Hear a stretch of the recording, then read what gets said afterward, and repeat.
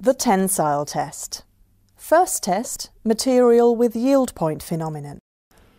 In the first tensile test, a plain carbon steel with yield point phenomenon is to be tested. This is the test piece. It has a cylindrical test region with an original diameter of 10 mm and an original gauge length of 100 mm. Within this test region, distance marks have been drawn at regular intervals. They help to visualize and measure the plastic behavior of the specimen. Using a hand control, the tester moves the upper crosshead into its correct starting position.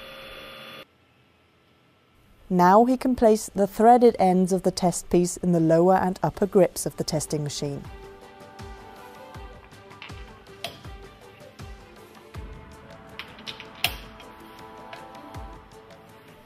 In the next step, he swings the extensometer into its working position and checks that everything is correctly prepared.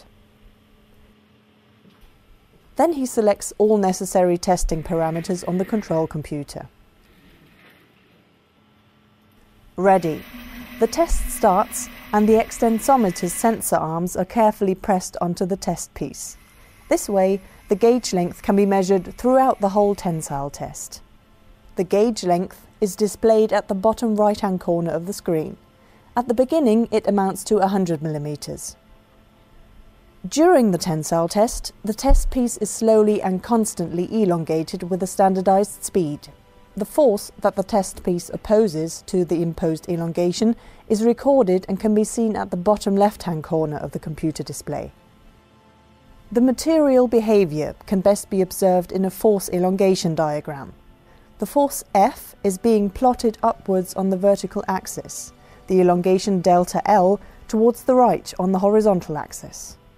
At first, the force rises rapidly. Force and elongation are proportional and form a steep, straight line in the diagram. In this area, the material behaves elastically.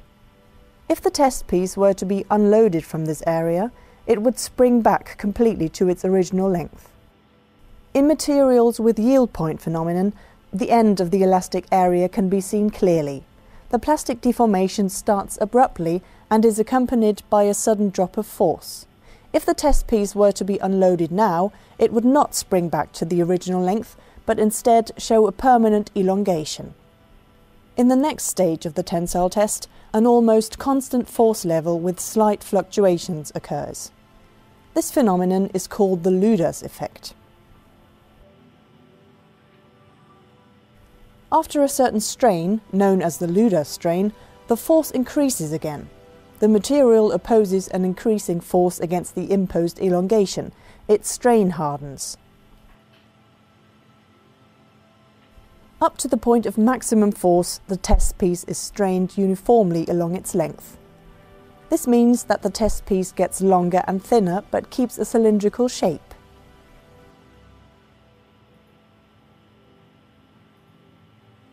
As soon as the maximum force is reached, a neck begins to form at one point of the test piece. All further plastic deformation now only takes place at the neck, and eventually the test piece fractures there.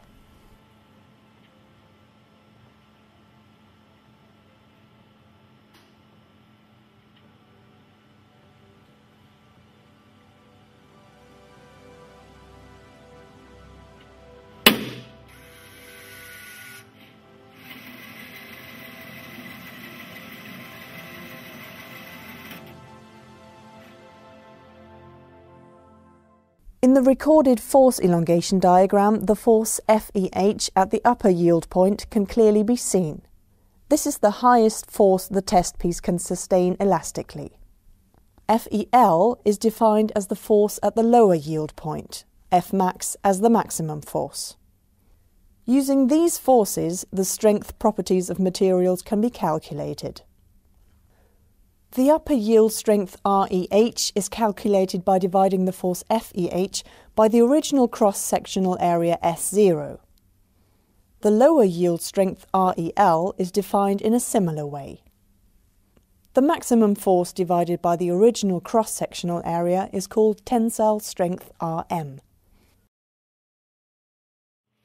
In the last step, the tester swings the extensometer back into its resting position and removes the broken test piece.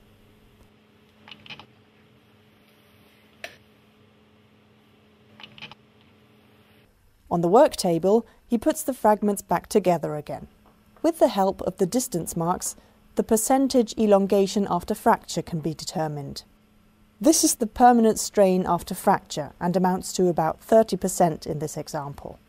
Please note that the percentage elongation after fracture depends on the length to diameter ratio.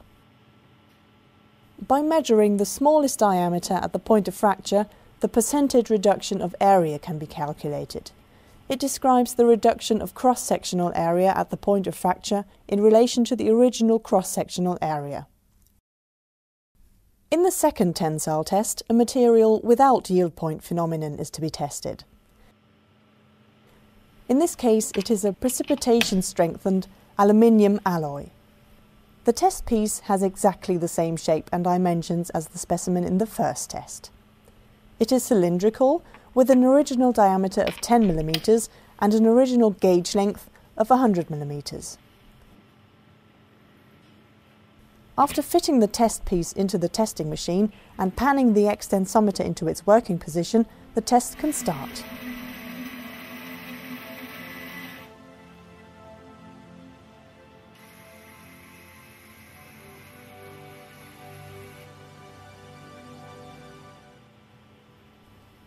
The initial linear curve in the force elongation diagram again shows the elastic behavior of the material.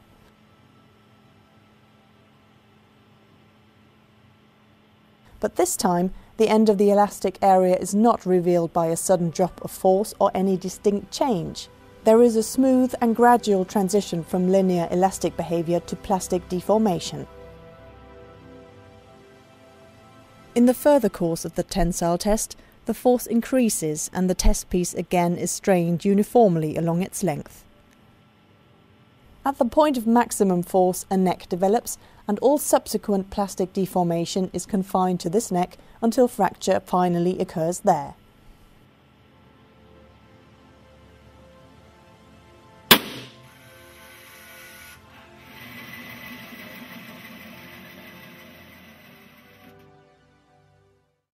As a common substitute for the yield strength, the 0.2% proof strength is used. It is the stress that causes 0.2% of plastic deformation in the material. And this is the way to calculate it. First of all, the elongation that corresponds to 0.2% of strain has to be computed. For an initial gauge length of 100 mm, the result is 0.2 mm.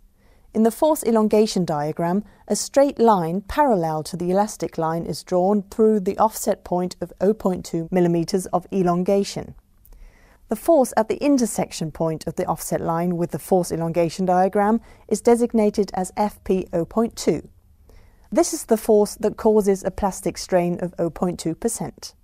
The 0.2% proof strength, Rp 0.2, is equal to Fp 0.2 divided by the original cross-sectional area S0. Tensile strength, percentage elongation after fracture, and percentage reduction of area are calculated in the same way as in the first test.